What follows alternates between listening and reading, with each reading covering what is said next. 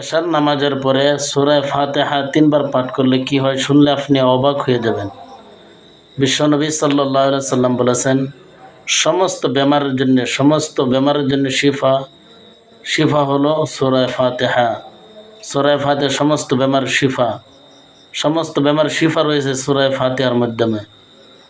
আল্লাহ রাসূল সাল্লাল্লাহু আলাইহি সাল্লামের এক সাহাবাকে সাপে কামড় দিয়েছেন। ওই সময় আল্লাহ রাসূল সাল্লাল্লাহু আলাইহি সাল্লামের বুকে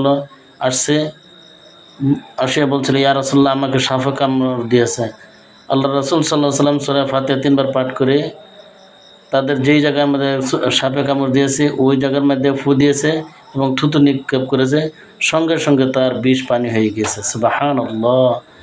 যে ব্যক্তি প্রতিদিন রাত্রে এশার নামাজের পরে ৩ বার সূরা ফাতিহা পাঠ করবে, ওই ব্যক্তির ঘর থেকে অভাব অনটন দূর করে দিবে, বেমার আজার দূর করে দিবে, বালা মুসিবত সমস্ত কিছু দূর করে দিবে। সুবহানাল্লাহ। ভিডিওটি সবার কাছে শেয়ার করে দেন।